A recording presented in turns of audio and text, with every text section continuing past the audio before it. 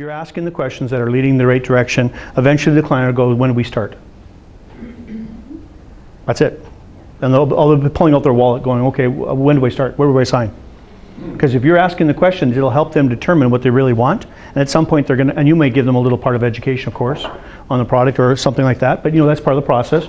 You ask the opening questions and you may have a couple solutions and then you say, well, is this more important or is that more important? And they go, no, this one. So you go over here. Well, what about this and this and this and this? Oh, I think that's more important. Okay, then we're over here. Okay, what about all that?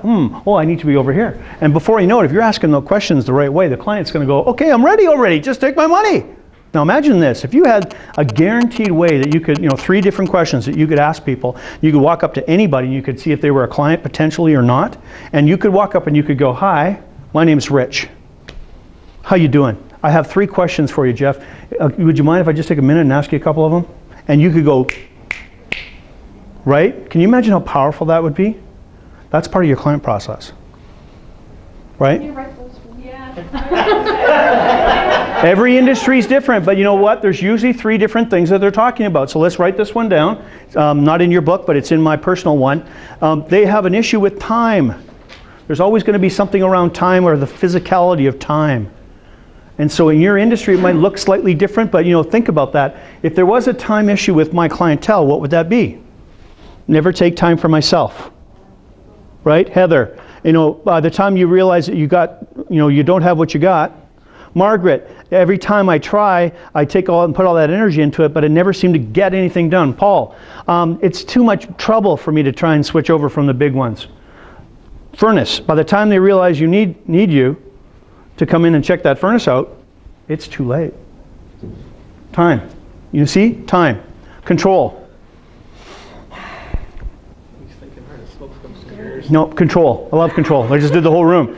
So there's something about control that we all love. And when people lose control, it's a prime opportunity for you to walk in as a vendor or as a service provider and have them come in contact with that. So whether you're providing service in the sense of a phone system, or whether you're turning around doing something in the healthcare industry, or whether you're providing service and product like Austin way back there, or Tim in the sense of what's going on here, there's a control issue that they want to maintain control with. And so control is always going to show up. So we got time, we got control, and economics usually. There's something to do with economics occasionally that pops up. And so it might be for Paul and his service, I'm getting sick and tired, of paying Bell. Well, that brings number 4 up. Well, for me, that's number the service, right? Sick and tired of paying Bell, right? Economics. So economics will show up in your industry there, Karen. Economics, right? Shows up all the time. Pricing shows up all the time, right?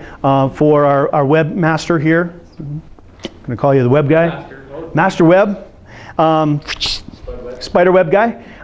It's more about the fact that they're spending money and they don't know what they're getting. So that's a control issue and that's money issue. Service, I want service. Why do we want service? Because we want to feel important and we want to build that rapport and we want to be able to say that I got the service back from whatever we're doing, right? So Dan provides service.